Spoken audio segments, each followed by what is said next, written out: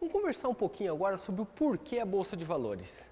É muito interessante, como eu te falei, existem inúmeras formas de investir, tá? Inúmeras formas de especular e saber o porquê você está fazendo é algo importante. Olha que interessante, vou te dar um exemplo que é comum a gente ouvir. A diferença de um imóvel para a Bolsa. Costumo ouvir muito, Luiz, o imóvel é muito mais garantido. O risco é bem menor, ele é muito mais conservador. E realmente isso ocorreu por muito tempo no Brasil, por uma questão evidente. O Brasil era uma das poucas formas de você conseguir um ativo investir no setor imobiliário, né? Porque ele é palpável, ele está perto. Porém, nem sempre isso acaba sendo uma verdade absoluta. E olha sobre a rentabilidade, a diferença que isso pode acontecer. Vamos simular a seguinte situação. R$1 milhão investido ou no imóvel para aluguel ou em uma ação, qualquer uma que seja. Aqui estamos utilizando sempre o Banco do Brasil simplesmente como exemplo, correto?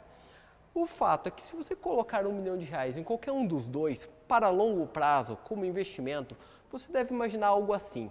Hoje, no Brasil, você vai conseguir algo de 0,24% ao mês como aluguel.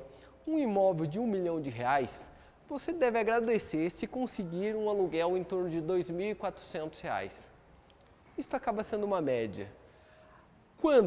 Se você investir em Banco do Brasil, historicamente, ela paga de dividendos anuais 5% ao ano. Gente, olha que interessante, 5% ao ano de R$1 milhão, nós estamos falando de algo em torno de 50 mil, que acaba sendo bem melhor do que o que vai acontecer aqui, de 20 e poucos mil, correto? Só pelo retorno já é uma diferença bem grande. Não se esqueça de que isso vai ser reinvestido, acaba funcionando como um juros compostos. Esta diferença de taxa faz uma diferença imensa no final. Só que não para por aí. Olha a taxa de valorização média nos últimos anos. Segundo a FIPE, a taxa de valorização do imóvel no nosso país é de 1,23% ao ano. Enquanto a taxa de valorização média do Banco do Brasil nos últimos 20 anos foi próximo de 10%. Olha que diferença gritante. Não se esqueça que o retorno no próximo ano esperado vai ser de 5% sob uma valorização de 10% e aqui de 0,24% sob uma valorização de 1%. Olha como isso cresce como bolo. Só que vamos além ainda. Os dividendos são isentos de imposto de renda. Você não paga nada. Porque como você é sócio de uma empresa que já foi tributada sobre o lucro lá na fonte, o dividendo é livre. Os 50 mil que você recebeu é livre na tua conta bancária, correto? Agora, olha o 0,24% do aluguel. Você ainda tem que pagar o imposto de renda, 15% disso. Você tem que pagar a imobiliária, que é algo em torno de 10%. Tá? Você tem que pagar ainda depreciação do imóvel, corrigir, arrumar uma coisa ou outra, que com o tempo vai se deteriorando.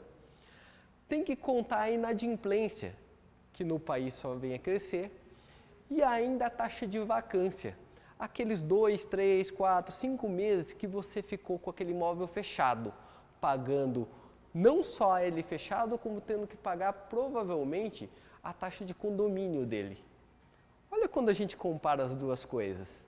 É interessante que um dos maiores investidores, pessoa física no Brasil, que é o Luiz Barsi, ele comenta uma história pessoal, dando uma sugestão para um familiar, que ele falou: olha, você pode escolher entre comprar um imóvel agora e alugar, ou aguardar 30 anos investindo em ações e comprar o prédio inteiro depois. Isso é extremamente real, porque através dos juros compostos, essa diferença, que aparentemente é pequena, se transforma em uma diferença avassaladora depois. Então é muito importante você ficar claro em tudo o que está por trás e o porquê. Sem dúvida alguma, a Bolsa de Valores é o caminho melhor a longo prazo para construir uma montanha de capital.